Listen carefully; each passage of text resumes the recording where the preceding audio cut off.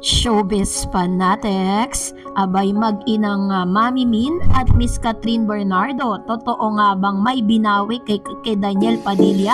Ang lahat ng yan, but before that, if you haven't subscribed yet to my YouTube channel, please don't forget to like, share, and subscribe at hit mo na rin ang notification bell for more showbiz updates. Bago tayo magpatuloy sa ating updates for today's video, ay nais ko po muna of course magpasalamat sa lahat ng mga legit viewers, subscribers, ng lahat ng mga legit na nagmamahal at sumusubaybay sa ating mga uploads. Maraming salamat po sa inyong panonood. And for today's video ay usap-usapan pa din po sa social media at sa ilan sa mga platform ang patungkol po sa pag-iwas ni Miss Catherine Bernardo sa inaalok na project ni Direk Loren Joggy.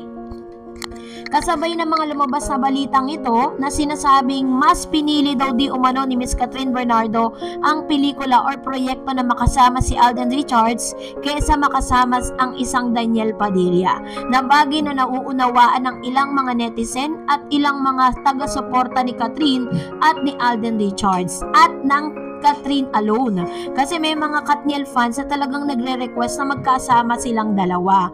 Sinasabi po nila na kung talagang professional daw itong si Miss Catherine Bernardo ay dapat pumayag siya na makasama si Daniel Padilla sa isang pelikula. Pero hindi sa lahat ng pagkakataon ay pwedeng i-apply ang salitang pagiging professional.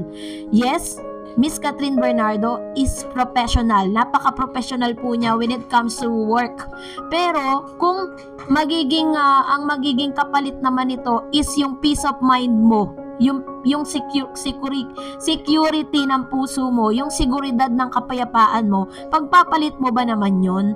So dahil po dito is lumalabas nga po sa ilan sa mga platform at ilang mga online news na yun nga po yung isa sa mga parang recently may mga videos itong si Mr. Daniel Padilla na parang medyo mainit ang ulo niya dahil nga isa sa pinakamagandang tsansa na pwedeng ibigay sa kanya napurnada pa. So, alam nyo, good move po yung ginawa ni Miss Catherine Bernardo, no? Para po at least, siya po mismo is, she already know how to say no.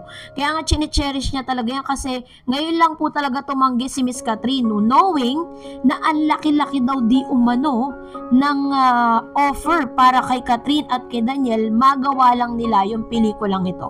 Pero never po talagang pumayag ang isang Catherine Bernardo. So this is really a good move for Catherine. But eto na nga, dahil matapos nga po yung lumitaw yung mga balitang ito, may mga naglitawan ding news na parang sinasabi dito na meron daw binawi ang mag-inang Catherine at si Mami Min dito kay Daniel Padilla. Unang-una, sa pagpirma po nila ng kontrata or pagre-renew nila ng kontrata sa ABS-CBN noon, ay bago daw di umano, kaya pala natagalan ng pagpirma niya ng kanyang kontrata dahil pinarevise po muna ni Catherine at ni Mami Min, chinek nila kung okay ba sa kanila yung kontrata ng ABS-CBN, tsaka sila pumirma. So, base po sa mga lumabas na balita noon na parang pinatanggal, may pinatalis si Miss Catherine doon, na ngayon lumilitaw na parang wala na rin sa plano pa ni Catherine Bernardo na tumanggap ng any projects with Daniel Padilla, kahit endorsement, kahit po movie, kahit teleserye. Wala po talaga, as in. Parang bibilang pa daw di umano ng ilang taon bago po muling magbalik or parang mapagbigyan yung request nitong si Mr. Daniel Padilla na makasama niya si Catherine Bernardo sa mga projects. So it only shows that talagang Catherine is talagang tama yung sinasabi ng mga commentators natin, baga parang nakikita natin na meron talagang tinatawag na mental trauma. Kasi, di ba, kapag nasaktan ka, yes, you already forgive that person. Pwede mong sabihin na pinatawad mo na yung isang tao. Pero pag the moment that you see them, the moment na nakasama mo siya, parang mananariwa lahat yung sakit. So, ganun siguro yung pakiramdam ngayon ni Miss Catherine. Kaya naman dahil kumbaga parang mas concern ang kanyang Mami Min doon po sa kalagayan ng puso ng kanyang anak, mas minabuti niya na po yun. Ani niya yung napakarami niyang napakalaking offer sa kanya, napakalaking talent fee. Kung magiging parang magkakaroon naman ng hindi magandang resulta ito para sa kanyang anak. Kaya naman yun po yung ilan sa mga binawi, no, dahil it takes a years bago pa po muling magkaroon ng project itong si Mr. Daniel at si Catherine, dahil pagkatapos po nitong kanilang movie ni Alden Richards, isusunod po ang Elena, tapos meron na naman panibago. So parang nasa last priority itong si Daniel Padilla. Yan mo. At dahil dyan, narito naman ang ilan sa mga komento po ninyo patungkol naman sa ating latest updates. Magre-react po tayo sa inyong mga komento. Napakasarap magbasa. Sabi po ni Coco Channel, sabi niya, it's your choice. God gave you the freedom to decide what's best for you. Behind a successful woman, there is a progressive man. Behind a successful man, there is a progressive woman. Good luck with your decision, Catherine Bernardo. You know what is the best for you. God gave the Savior to provide and protect you at all times. Alden's caring attitude towards you is a priceless. No doubt about you always be his priority. And even Direct Cathy said that Alden's sincerity from this heart, attention to what for 5 years, a very true, even the cannot deny that feeling is authentic. And she attests, tagal na naghintay 5 years in his heart. Alden Richards has been very good person and his beautiful eyes speak with wisdom truly from his heart. His eyes with wisdom truly from the heart. You take care and good luck with everything. His announcement, HLG or HLA announcement, gave too much joy to your family, friends, and fans who are jumping with joy for you. And Ethan still never lost their hope that one day, 5 years, our boy Ethan still waiting as Direct Cathy. What has said is true, and he never lost hope to that dreams do come true. Good luck with the film. The Lord blessed of you, both of you.